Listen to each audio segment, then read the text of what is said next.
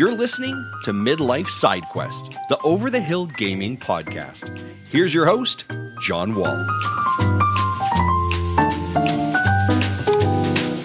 It's October 9th, 2025, and welcome to episode 153 of Midlife Side Quest, the Over the Hill video game podcast. I'm your host, John Wall, and every Thursday morning I bring you 15 minutes of video game impressions, the latest industry news, and tales of a Gen X geek. Thank you so much for tuning in to the program today. We are continuing our Halloween-themed month of episodes, and on this week's show, I'm going to be talking about Phasmophobia. But we start the day by checking out some of the headlines from this past week, and today's news story comes from Stephen Totillo at GameFile.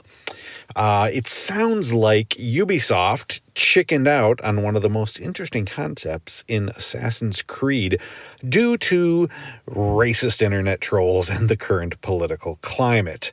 Totillo reports that the publisher canceled an Assassin's Creed title that was in development and would have taken place in post-Civil War era United States. He writes, quote, "The new game would have brought the history-spanning series to one of the most modern settings, the American Civil War, and more so, the Reconstruction period that followed in the 1860s and 70s. In this Reconstruction era Assassin's Creed, gamers would play as a black man who had been formerly enslaved in the South and moved west to start a new life. Recruited by the series' assassins, he would return to the South to fight for justice in a conflict that would, among other things, see him confront the emergence of the Ku Klux Klan." The information comes from about 5 current and former Ubisoft employees, and it states that Ubisoft flinched after the online backlash from a small minority to Yasuke, the black samurai in Assassin's Creed Shadows, and worries that political tensions in the U.S. were currently too high. In other words, racist pricks would get mad about it, and they caved rather than stick to their guns. I'm not going to lie. As a longtime fan of the series, playing as a former slave and brutally killing your way through a bunch of KKK members sounds wildly entertaining. And it kind of sucks that they gave in so easily. I shouldn't be surprised, that a giant corporation would rather bow to like I said, a vocal minority instead of sticking by their developers, especially in an age when some people actually worry about portraying literal Nazis in a negative light. But still, it stinks.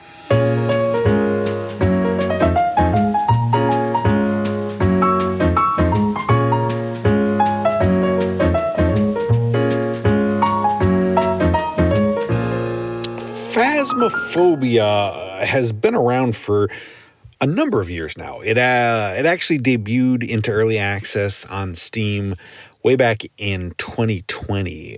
Since then, it's become kind of an internet juggernaut, or an indie juggernaut, I should say, winning Best Debut Game at the Game Awards and Best Debut Developer at the GDC Awards.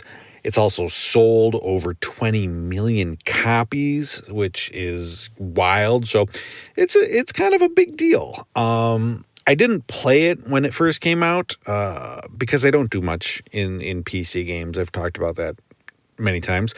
But last year, they brought the game to consoles. So I thought it would be the perfect time to hunt some ghosts with my amateur paranormal investigator daughter. Now, if you're unfamiliar with the concept, up to 4 players team up to investigate a number of haunted locations and look for evidence of the supernatural sort with all manner of investigative gear. So since the game supports cross-platform play, I set up in the living room on my Series X, and Sam took her laptop downstairs to the family room. We figured even though we're in the same house, we might as well make the most of the experience and use the game's proximity chat feature.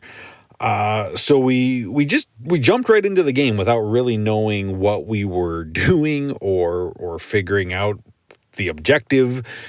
We thought, what the hell? Let's just wing it. And you start off at your ghost hunting headquarters, where you choose the location that you're going to investigate, and then you choose the gear that you want to bring along on that investigation. You'll also be able to upgrade and buy new gear as you progress and as you make money. Since we were both brand new to the game, we had just one map to choose from, and the default gear, which was an EMF reader, a UV light, notebook, laser pen, camcorder, mercury thermometer, and a plain old flashlight. Once you launch into the mission, you start out in your van, which is parked outside of, the house in this case. And there you've got a map and various other tech used to monitor what's going on. But again, we didn't really do any preparation, so we just grabbed our stuff and ran into the house. At first, it wasn't much more than a, slightly creepy old house. We went around from room to room, checking things out. And for the first 5-10 minutes or so, nothing was really going on. It was just, an empty home. But eventually, after being there for a while, things started cooking. The sound of a door heard shutting from the other side of the house, odd creaking noises, a picture frame falling off the wall all by itself. It's like, okay, here we go. Here things are happening. And then it got into the good stuff. The EMF reader started to pick some things up. I could tell that Sam was getting a little nervous down in the basement by herself. She ran around and turned on all the lights in the house. In the game, I mean, not like in our house.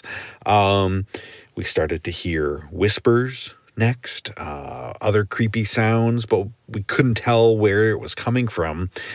We kind of ran around frantically using the ultraviolet light and the laser pen, trying to find the source of the activity and the noise. And then the lights went out. And Sam screamed. And so we ran down into the basement where we had seen the fuse panel earlier, flipped back on the lights and went back upstairs to do some more searching. But before we could really do much more, the lights went out again. And then all of the doors slammed shut. And then a pair of hands appeared on either side of my face, and Sam said that from her viewpoint, my neck appeared to snap itself. Lovely. So, okay, maybe we should study some more. So that night, I did a little research, and what you need to do is, as you use your gear to find evidence, you go into your journal, which is in the pause menu, and you mark it off from a list of things that you may experience. As you do that, there's also a list of the 24 spirit types that are in the game that you can encounter, and that list will get smaller because each spirit has specific traits associated with them. So once you kind of start checking things off, you'll narrow down what you're dealing with. And once you narrow it down to a specific ghost, the goal is to then go back to your van and leave to complete the level and collect your reward payment.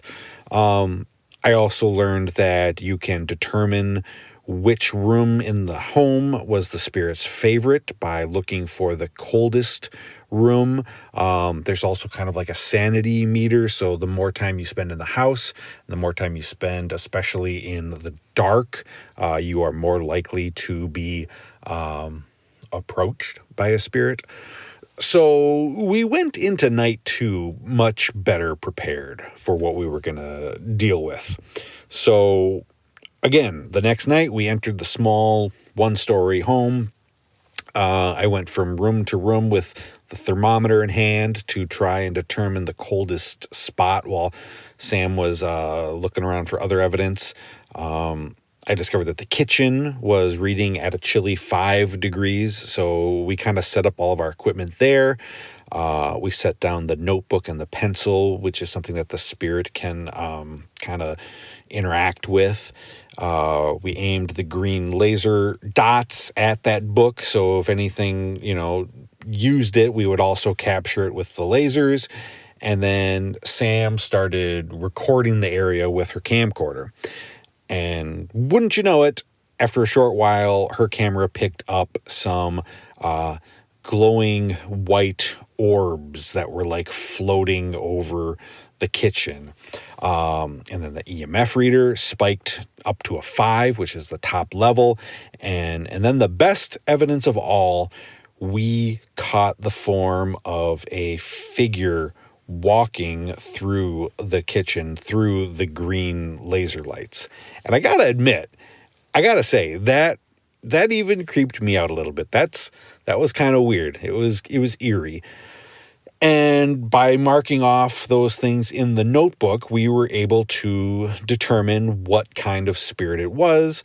And we went back to headquarters and we collected our money, which we could then use to, like I said, buy more gear. As you progress in the game, you'll unlock bigger buildings to explore and upgrade your gear. And it's quite a bit of fun, I gotta say, with another person, with some people, especially if you're playing in the right environment, I would say, to make it spooky, turn those lights low, get the proximity chat going, maybe light some candles, really set the mood. I'm looking forward to playing more of this with her and seeing what else the game throws at us. I might have to talk her into it, though, because after our most recent play session, she was so creeped out that she refused to leave the van.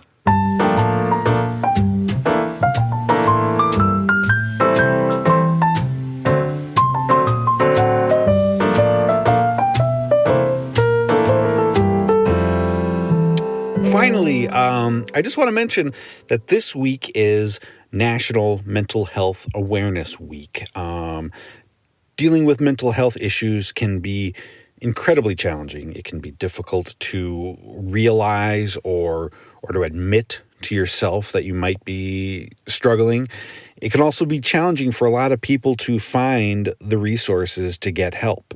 But you need to know that, first of all, it is completely normal. 1 in 5 people in the U.S. deal with mental health issues, and there are 322 million people worldwide suffering from depression. So you might think that you're all alone, but you absolutely are not.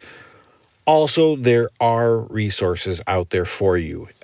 In addition to the local resources that hopefully are available in your area, there are organizations like the Mental Health Coalition and the Trevor Project, and there's also the 988 Suicide and Crisis Lifeline. You can call or text to 988 if you need help, and it is 100% free and confidential. So don't have to worry about it. Just call. I've dealt with mental health issues my entire life, and I'm currently on medication for it, and it's been very helpful. So don't ever feel like you have to deal with this on your own. There are lots of people out there who want to help. Thank you so much for listening to Midlife Side Quest. I appreciate you making time in your day to hang out with me. You can catch new episodes of this show every Thursday morning wherever you listen to podcasts. And you can support the show by subscribing and leaving a review. Until next time, have a great week, and happy birthday, Matt Damon.